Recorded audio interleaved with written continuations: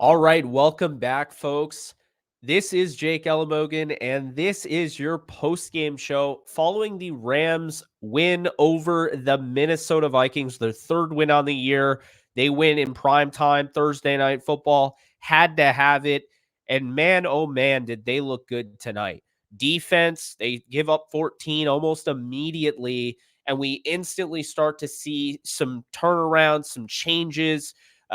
Just some great stuff all around. We'll break it down. Before we do, just want to let you guys know that you can follow me on all social media at JK Bogan. You can follow me on this app, the Bleacher Report app at JK Bogan as well. And check out my YouTube channel, Jake Ellenbogen. I just came back from doing a live watch party, and I'll be doing another stream after this stream over on that channel. So lots to talk about. Rams won. They won by 10. I understand a lot of people are, well, let's start off with this. I understand a lot of people are going to be talking about that face mask call. I'm well aware of that. But I got to be honest with you, that would not have mattered. Okay? It just would not have. Let's set the scene here. So the face mask call, right? This happens right around a minute 36 left. They would have gotten 15 yards from where they were, which they were at what, the 5-yard line? So they get to the 20. They have to go all the way down the field and score with no timeouts and a minute and 36 left in the game. I'm sorry, guys. I don't care. I don't care. I don't care. End of the day, I thought the Rams outplayed Minnesota. I thought they really looked like the better team. Minnesota and Detroit. I thought they outplayed them both. These are two of the best teams in the NFC, and I thought you saw some great performances out of both teams, but the Rams I thought really looked great. Matthew Stafford threw 4 touchdowns today, right? Kyron Williams almost goes for 100. Would have had 100, but then the Vikings really started selling out to stop the run. Credit to them. Then you look in the receiver room. Cooper Kupp didn't have a ton of work, but when they needed him, he came through. Had a touchdown, had a big play on third down to convert.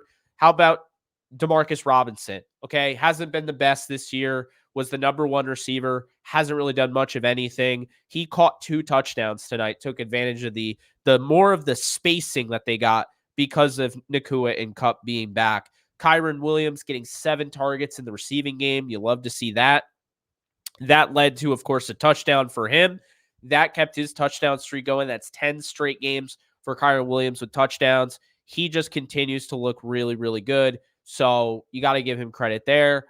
Tutu Atwell, really don't know what was going on there. Don't know how he went from carrying the team on his back, carrying the receiver room, on his back, to only getting 2 targets, to barely being utilized. But the reality of the situation is this. Tutu Atwell is still fully capable of getting in there and making plays. He did that today with a, chain mover. He was wide open down the field. Stafford underthrew him. Would have had a touchdown there. Like the usage of Blake Corum a little bit. Hunter Long loved the play they drew up. You have that bootleg. You have levels, so you have a read that Stafford can make right on the fly, right in front of him in the intermediate, and then the deep part of the field. He throws to the intermediate part. Gets it to Hunter Long, 18-yard grab there. You had Parkinson come up with, a couple big catches. And Puka Nacua, I mean, come on now. He was just outstanding today, considering this guy hasn't even been fully practicing. He has not once fully practiced since he's been hurt. So Puka Nacua came back from the IR, and he caught 7 of 9 targets for 106 yards. Are you kidding me? He's back. And the Rams are back. Look, the defense, it wasn't perfect today at the start. It looked like it was going to be a shootout. Okay? It did. Looked like it was going to be a shootout. Darnold looked great. They're moving the ball at will. And then all of a sudden, they made adjustments. They made adjustments. It was really impressive. I thought Chris Shula, for the first time this season, made some killer adjustments, and you saw it. Defense really shut down Jefferson, in my opinion, in the second half. Jefferson went for 8 catches for 115 yards. That is a great day for Jefferson, but let's call it like it is. The Rams are okay giving up, 115 yards through the air for Justin Jefferson if it results in what we got today. only 2 touchdowns. Then, of course, you had 2 field goals. Aaron Jones ran 19 times. Rams, got gashed early on, then made the adjustments. You saw it, was really impressed with the run defense today. This is a defense that has been picked on consistently in the ground game, and they did an excellent job, against Aaron Jones tonight. And I just thought, all in all, this is the type of stuff you're seeing from a Rams team that was supposed to be a Super Bowl contender coming in the year before they got ravaged with injuries. So here's the thing. This Rams team, my immediate reaction is that we saw Matthew Stafford throw 4 touchdowns this year, looked great doing it. We saw a receiver room that looks so different, so much, spacing, right?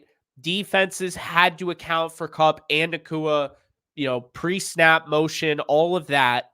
You had Atwell, would like to see him utilized more. You had Kyron getting 7 targets in the receiving game. Demarcus Robinson doing his thing.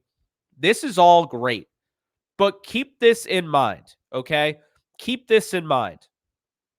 Number one, the Rams still do not have a full offensive line, okay? You still have Avila who's injured, Noteboom is injured, and still, of course, Jonah Jackson's injured.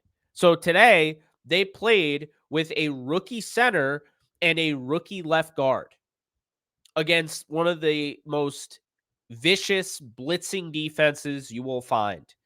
And they were able to get yards through the air. They were able to get yards on the ground. They were able to put up points, 30 points today. Now, offense didn't obviously put up all those, but still, 4 touchdowns. This is a team that had such an issue getting things going in the red zone. Rams today led in time possession by over 7 minutes. They averaged more yards. They had more yards, passing yards, rushing yards, almost 10 more first downs. They had fewer penalties. They had 3 sacks on. And by the way, Stafford didn't touch the ground. So they did a great job protecting Matthew Stafford. They ran 16 more plays. And this is all with the turnover. This game, when you really think about it, the Rams just took over. Now, I am not ignorant to the fact that the Vikings lost their left tackle, Christian Darrisaw. That mattered, okay? That mattered more than anything. I think after that happened, people are probably going to ask themselves, why didn't the Vikings try to, pass more? They didn't run that much. Why did Sam Darnold, who played very well, why did he all of a sudden start turning around and handing it off to Aaron Jones so much when the run wasn't going well? I'll tell you. They were running because they did not trust the offensive line to hold up without Christian Darrisaw. And to be honest with you, they're right. Dalton Reisner was not available for this game. So not having him, you have Ed Ingram in there, who's been a little bit of a liability. I thought they did a great job in the first half. And then you started to see towards the end of the first half, the Rams starting to break through. The Rams broke through in a big way. And I know they're going to wish they had more sacks, but I thought they did a really nice job getting pressure on Darnold towards the end of this game. And that was really the deciding factor. So say what you will. Obviously, if Darrisaw plays, it's a different game. It's probably a closer game, and people are going to complain about the face mask call, but that's just football. It's a missed call, and I get that, but you had no timeouts. You had to go 95 yards or 80 yards or whatever after, let's say, they get the face mask call. They would have had to go 80 yards and score a touchdown and get a 2-point conversion. So it didn't cost them the game. The Vikings didn't have a chance of necessarily winning it in regulation. They would have been able to tie it at most, and it was a very, very unlikely with the way they were playing. The Rams outplayed them. This is what happens. Rams are getting healthier. They're getting stronger. They're getting tougher. And here's the reality. If they keep this up, they're winning the NFC West. The NFC West is not that competitive this year. You have the Arizona Cardinals. They beat the Rams. They have the tiebreaker, true. But the Seattle Seahawks, they get to play Seattle after a mini bye week. I think they're going to win that game. They're not going to have DK Metcalf. The 49ers are without Brandon Ayuk for the year. They're very banged up. They also haven't looked really that great. Brock Purdy's coming off throwing 3 picks. So that's what I will say there, is that looking at this right now, the Rams have set themselves up. They put themselves in a position to win this division.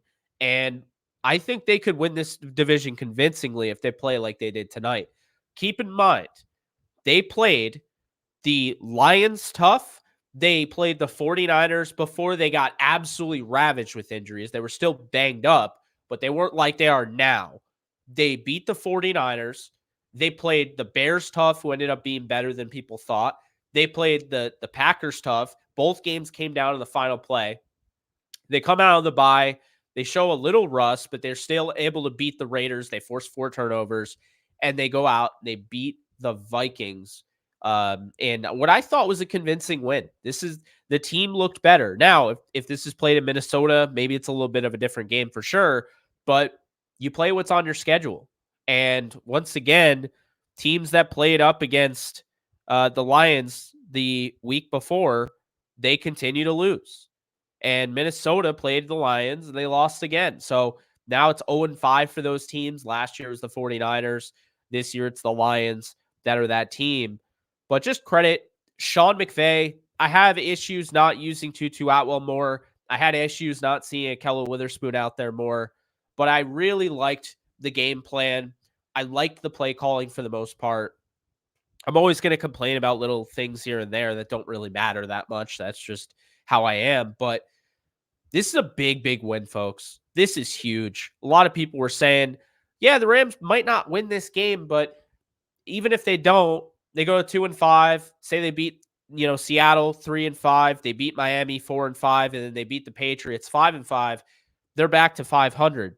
No. They beat Minnesota, and now they can beat Seattle, and they can get to 4-4, and they can beat Miami and get to 5-4, and they can beat the Patriots and get to 6-4. Okay, this is a good football team that faced unfortunate injuries early on in the season, even before the season. Before they knew it, Darion Kendrick was out. All their offensive linemen barely got a chance to even practice during the offseason because they were all banged up. It's just been really bad luck on the part of the Rams.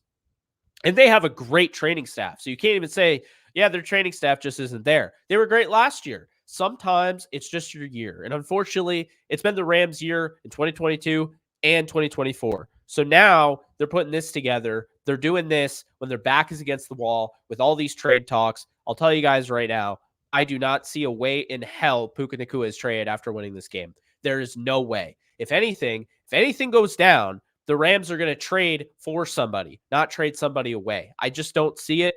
Maybe I'll be wrong. Who knows? But right now, the Rams are 3-4. They're still kicking. They're ready to go. And this isn't just an escape. This is a very impressive win that could have been even more if not for that turnover. So I think Noteboom's going to be ready to go for the Seattle game. I think we're going to see Steve Avila. I think we'll see John Johnson. I do not think we will see Jonah Jackson. I do think we'll see Jordan Whittington. So you take this offense today, and you take this defense today, and you add a John Johnson, and you add a Jordan Whittington back, and Joe Noteboom, and Steve Avila, and you start to see why this team was at one point looked at as a team that could be in the Super Bowl. I still think they're going to go to the Super Bowl. Okay.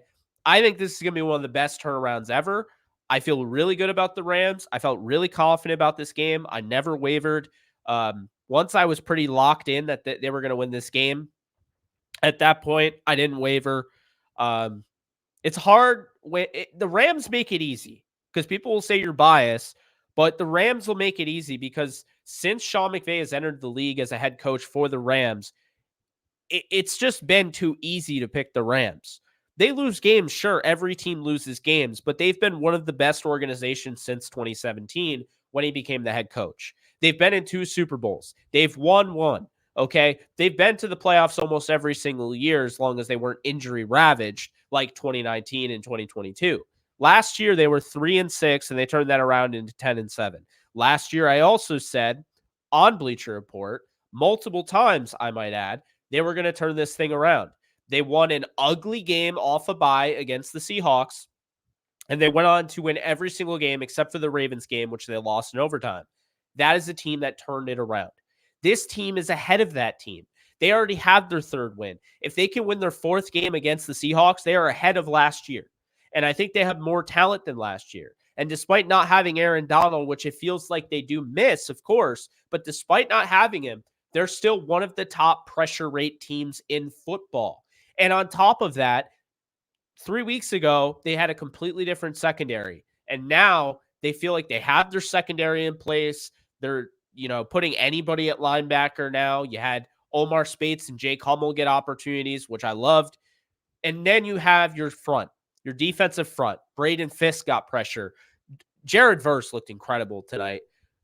I mean, what can you say about Michael Hoyt? This guy he never gets any sort of credit. He has been a stud for them. He has. When he's asked to drop into coverage, he's a 6'4" defensive lineman, okay? He's 300 pounds, or I think he's probably around 280, but still. Point being, that's not his game. But he's been so impressive.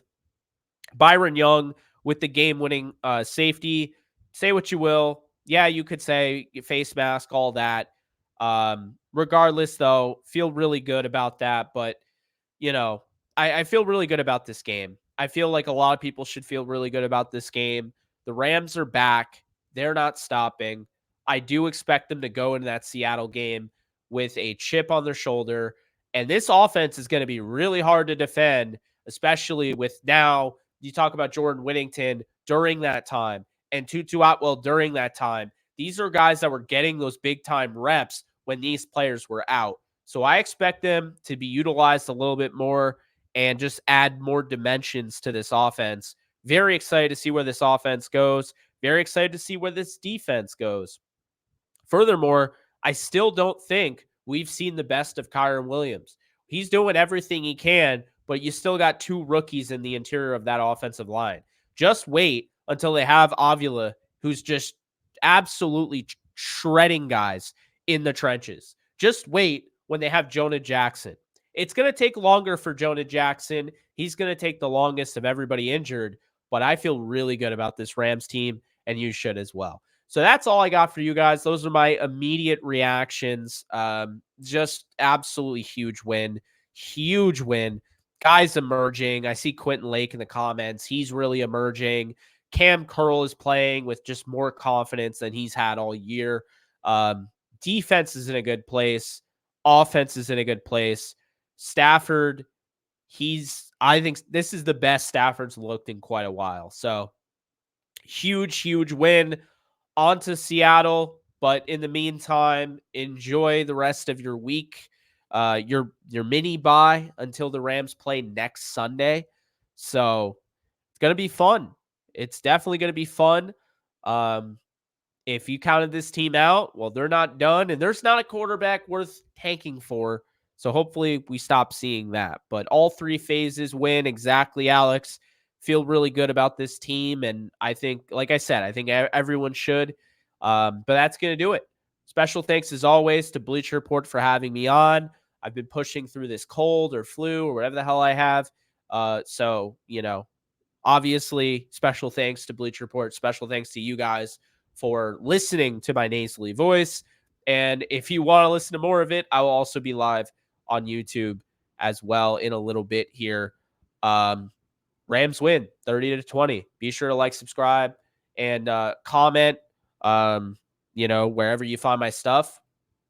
And follow me on all social media at JK Bogan. And I'll see you guys in the next one. Take care, folks. Later.